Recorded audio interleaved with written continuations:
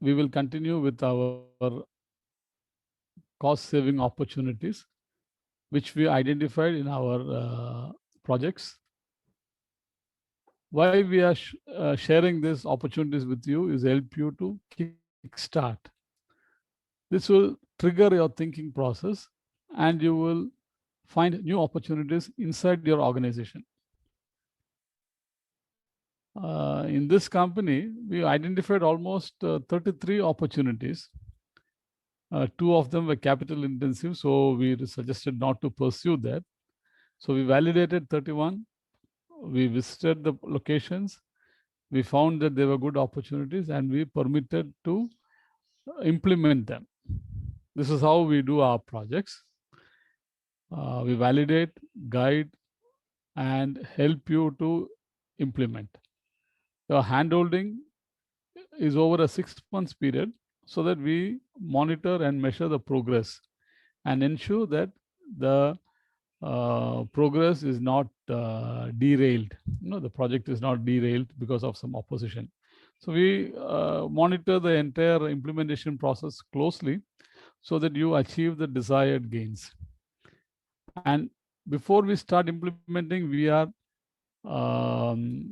estimating what will be the gain from this change. This is one of the reasons why it is successfully done, because we are measuring beforehand what could be the savings coming from this change, and we try to maximize that. Instead of, let's say you are estimating a change of 100 rupees per shift, and if it is 50 shifts in a month, so you're getting a saving of 5,000 rupees per day or per month. So over a 12-month period, you should get 60,000 rupees as saving. So in the second month, we see that you are not really getting that 100 rupees. You are getting only 50 rupees or 60 rupees. So you are getting a saving of not 5,000, but only 2 or 3,000. We analyze the reasons why this is not happening. Was it because the estimation in the beginning was wrong? Or was it because the implementation was wrong? And then we correct it. Of course, if the estimation was wrong, we correct it and bring down the estimate to the right levels. Or maybe something wrong with the implementation, or something wrong with the change which we planned. Then we, of course, naturally go back and see how it can be rectified. So this is the third opportunity which we want to share with you out of the 31 opportunities. For your information, those 31 opportunities could get the company approximately 1.4 crore rupees saving per annum. I repeat, 1.4 crore of saving per annum. And this 1.4 crore keeps on repeating every year, or it keeps increasing. How it keeps increasing? Let's say your electricity, you saved 50,000 units, and today the rate is 8 rupees per unit. So you are saving 4 lakh rupees. Next year, the electricity board increased the tariff from 8 to 9. So what could have been an expense of 4.5 lakhs from your pocket is now saved.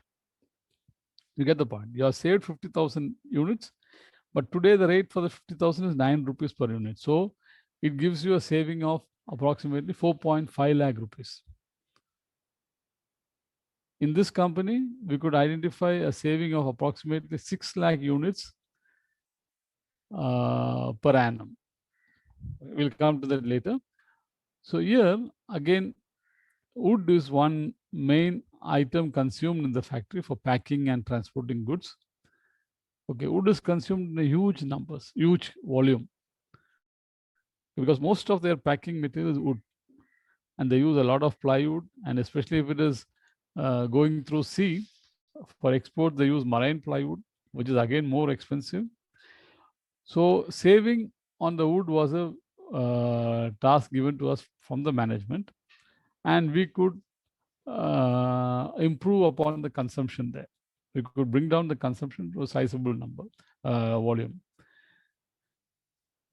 So here you see that there is a drum being packed inside a wooden box, I would call it, not a cage.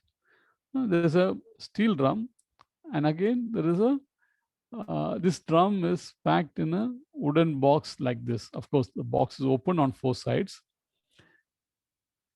Now, this is the box. So our question was that definitely why you have already an aluminum drum, and why on top of this you need to have a wooden box like this.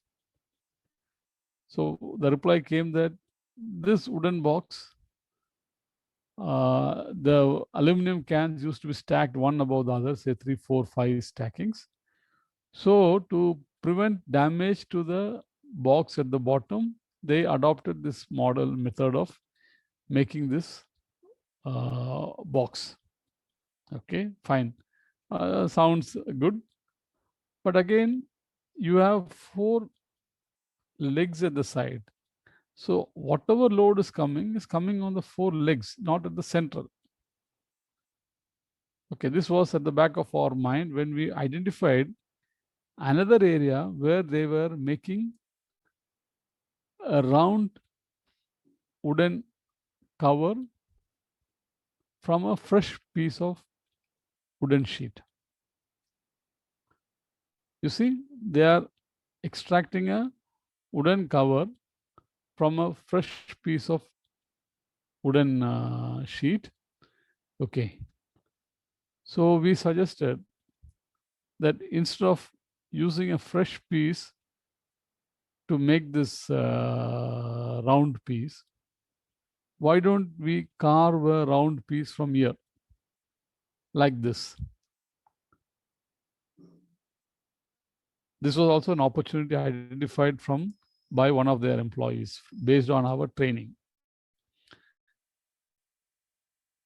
We validated it because we found that there was no real load going on this portion. The loads were carried by the 4 legs. So these 4 legs were carrying the load. And when you are stacking one above the other, the load is on this corner, not in the center. So we permitted them to carve out this small portion from the center of this wooden piece and use that to fulfill the other requirement. So this is a ring cut from the central portion was taken out and used to make that ring. Now you see that the wooden cage, the top portion was carved out. You see it is cut out to get this ring for another use. So in this way, we could save 2 things. One is unnecessary use of material and cutting down a fresh material. So one ring cost was 150 rupees. Now what is required is only the ring making charge, which is just the cutting charge here. You don't need to have the raw material. The cost of the raw material is 140 rupees. So for each ring made like this, we could save 140 rupees of material. So this packing design modification helped the company to save a lot of money. It was running into lakhs of rupees per annum. Okay, so number of boxes like this, you can imagine if one ring was saving them 140 rupees, and even if they are using 10 rings in a day, they are saving 1,400 rupees. And if you are doing for 300 days, you save how much? Almost 4 lakh rupees you are saving. So this is the difference between cost saving and income generation. To generate such an income, you require a lot of effort. Here, straight away, you're saving that money, and that goes to your profits.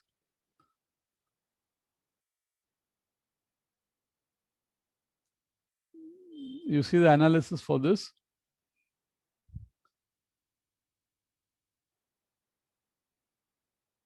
So excess material was avoided, and usage of fresh material was avoided, giving you a saving of 140 rupees. The saving from this effect worked out to 5,04,000 rupees per annum. 5,04,000 rupees was saved only by this exercise. Now, this was not the first exercise where we saved this packing material. As they were making a lot of wooden pallets, we analyzed the load carrying members, the redundant members, and we advised them to reduce the thickness of the redundant members. I agree, if you have a load carrying member, you need to be capable to carry that load. But non-load carrying members, why should they be strong? Why should you use the same material? If 18 mm was used throughout, your box will be costing so much, 500, 800 rupees per box. Instead, only the load carrying portion was used, was made by the 18 mm plywoods. All the other members, non-load carrying, make it with 12 mm or maybe even 8 mm. So your cost comes down. You all know that the 18 mm plywood is double that of a 9 mm plywood. The cost of 18 mm plywood is double that of a 9 mm plywood. So why waste money when there's an opportunity to save it? A lot of about 5-6 opportunities were there only in this packing material, because we forced them to review each and every packing box, whether it is cartons or whether it is wooden box, and helping them to save more than 30 or 35 lakh rupees per annum. Those opportunities identified there were varied. It was there in every department there was saving.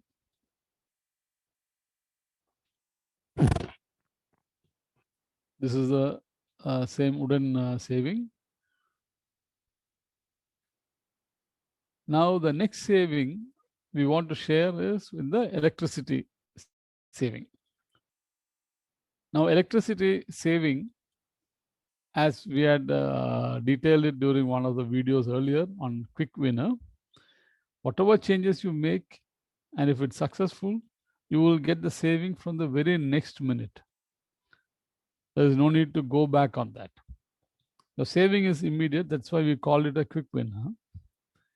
And many a times when you observe the usage of electricity, the motors, why they are used, you will find them, you can understand that they are oversized.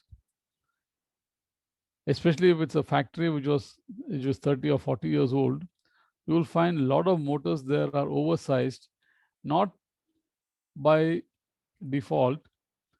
It's by default, sorry. It's not because of ignorance. It was basically because that were the sizes available then. An odd size, you had only 3 or 4 sizes available. So when the lower size was close to the requirement, you put in a certain factor of safety and went for the next higher size. For example, you had 0.5 HP motor, 1 HP motor, 2 HP motor, and after that, the immediate next size was 5 HP motor.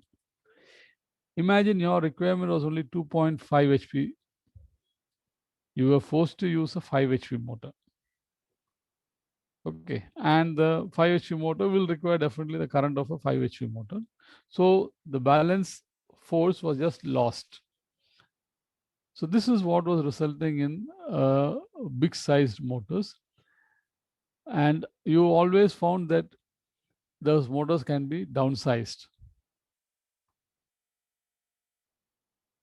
One of my observations as factory manager was that to pump water from the ground to the pre-treatment chambers in a painting line, they were using 5 HP motors.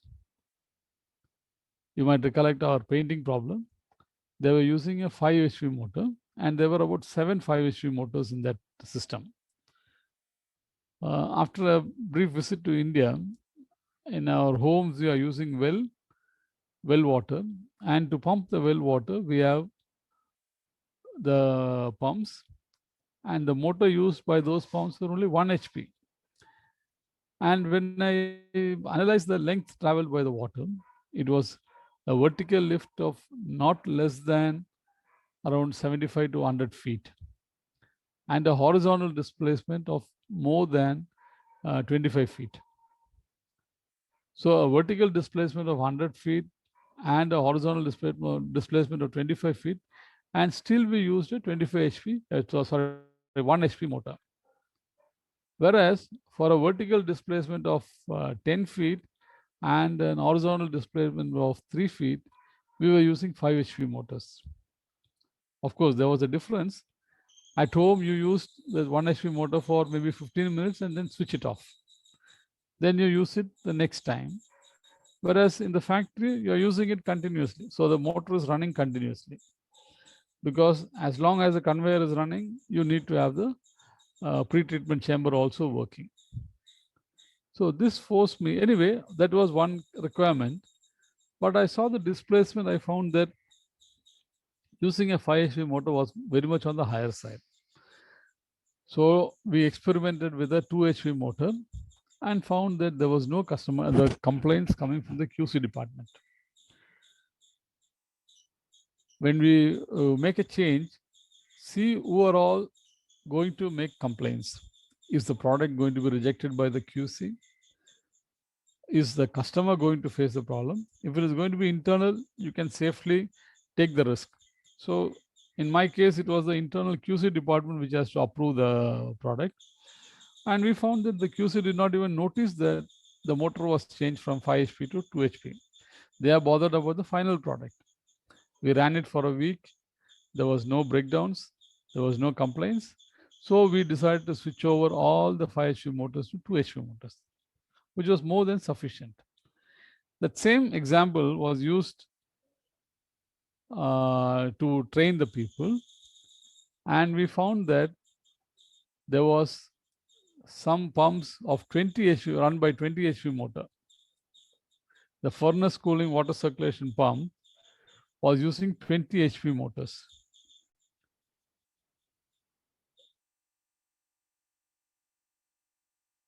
And the energy cost was coming to 10.4 lakhs per annum. 20 HP motor is a huge motor. And we found that the water displacement was not that long, running into hundreds of meters. No, it was maybe less than 50 meters.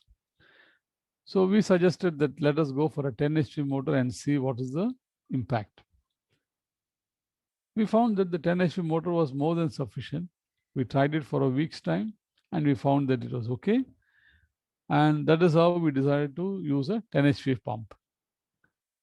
The trial succeeded, it sustained, and we decided to change the 20 HP motors to 10 HP motors, which made the saving of 5.2 lakh rupees per annum. So instead of spending 10.4 lakhs per annum on the energy cost, you could bring it down to 5.2 lakhs. Now you have a spare 20 HP motor and an unused 10 HP motor is now being used here. In this way, similarly, we had so many other savings in that factory, which resulted in all the 31 savings giving you a total amount of 1.4 crore rupees per annum. And the best part of it is that these savings, they are not temporary, they are permanent. So it will continue as long as the factory is running. Now, once you change the 20 HP motor to a 10 HP motor, there is no need to go back to a 20 HP motor. It's a one-time investment and the saving is permanent. So energy saving, we could save almost 60 lakh rupees in that organization by saving on the energy alone. Energy was a very major cost there, and we could bring that saving, bring on that saving. Another saving was in the compressor, which I discussed earlier also. There were so many leakage points, which we went, observed, analyzed, and found that you could eliminate the leakages. You could also shorten many distances, and you could also set the gauges properly so that what was required at the point of use was delivered without any excess. If you need 5 bar pressure at the machine, don't deliver with 6 bar, deliver with only 5 bar. Because when you deliver with 6 bar, automatically the leakages increase. We shifted some compressors close to the point of use. We, or instead of making it a one unit, we could make it into smaller units so that they were closer to the point of use and they were used by the machines. The machines were giving, consuming only what was required.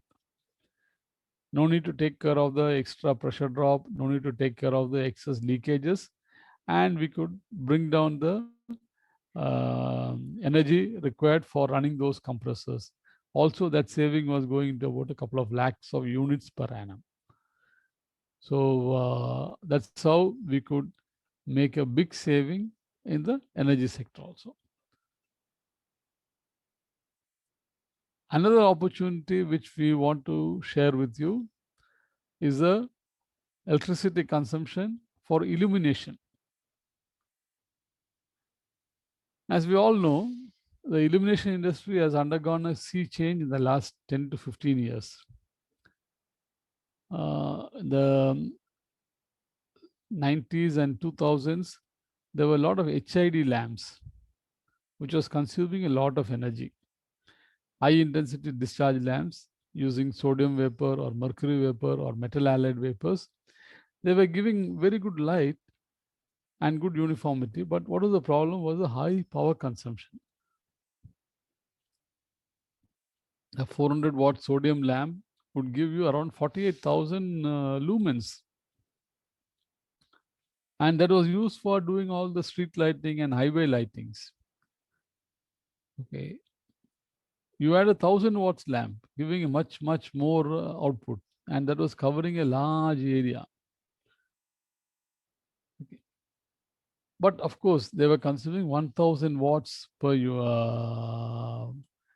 hour. So it means that if you are using that light for 12 hours, you lose 12 units of electricity, which was a very big burden on the municipalities and the corporations.